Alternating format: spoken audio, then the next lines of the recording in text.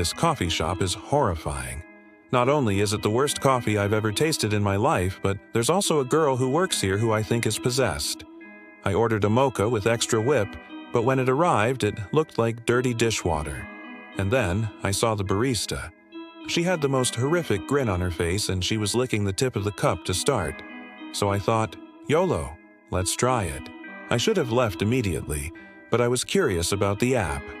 It said that if you order a drink, you get a free pastry. The girl took my order and started making my drink, but the whole time she kept staring at me and it was really creepy. Then she handed me my drink and I opened up the app to scan the barcode so I could get my free pastry. But the barista stopped me and said, No, you don't understand. You have to give me the barcode. I was so scared at this point. Why would she want my barcode? What did she do with it? The coffee shop is closed. It's late at night and I'm in my car staring at it because I saw something really strange earlier. It's a nice coffee shop. I go there all the time to get an iced coffee when I'm driving home from work. But tonight I pulled in around 9 p.m. and saw a girl sitting in the window seat. She was on her phone, shoulders slumped over like she was waiting for somebody. Now, this is weird. They close at 8 p.m. I drive by there every day and they never have anyone waiting around outside after they're closed. So I'm driving home. I think about that girl. I turn around and go back. I park in front of the shop and get out and walk into the shop. The bell above the door jingles and the girl looks up from her phone. She has bright red hair, white skin, pale eyes. She doesn't say anything. She just stares at me. And I'm standing there awkwardly thinking, should I say something? What do I say? Finally, she goes back to her phone. So I look around.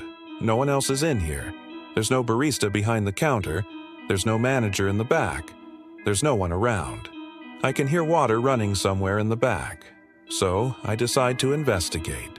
I walk through the curtains into the back room and it's just a bathroom.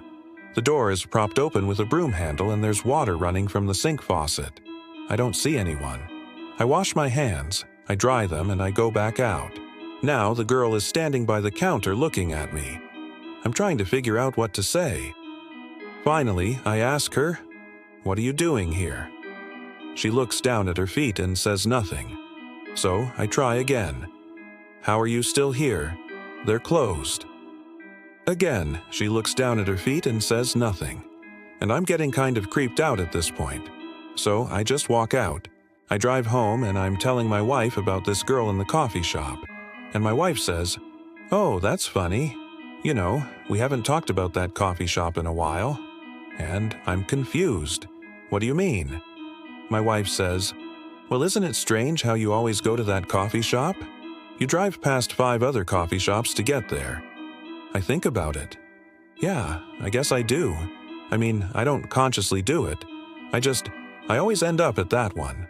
My wife says, "And aren't you always getting an iced coffee? Why do you always get an iced coffee?" I'm even more confused now. I don't know. I just like iced coffee, I guess. My wife just looks at me. She doesn't say anything. She just keeps looking at me.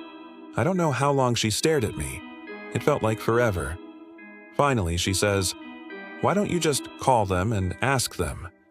And I laugh and I tell her I don't want to bother them and hang up. But then, later that week, I'm driving home from work and I see that same girl in the window seat. And this time, there's another girl in the seat next to her. Same red hair, same white skin, same pale eyes. And I feel a chill go down my spine. So I park in front of the shop and get out and walk in. And the 2 girls are sitting there in the same spot. I'm trying to think of something to say. Do I say, "Hey, how are you?" Do I say, "Hi?" What do I say? And before I can think of anything, the girl in the middle stands up and asks me, "Can I help you?"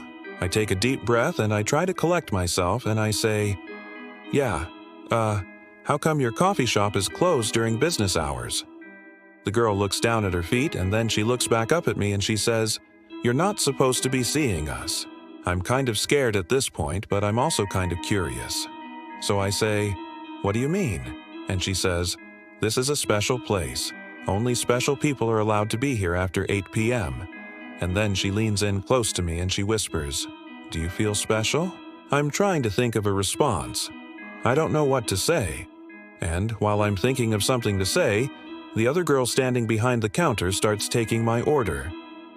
"What can I get for you?" I ask her. "Do you have any iced coffee?" She looks down at her feet, and then she looks back up at me and she says, "That's our specialty." I step forward to the counter to pay for my drink. I hand the girl my credit card and I ask her, "Are you guys always here after 8 p.m.? She looks down at her feet, and then she looks back up at me and she says, "That depends on who you ask." I grab my drink and I go out to my car and I'm trying to process what she said. What did she mean?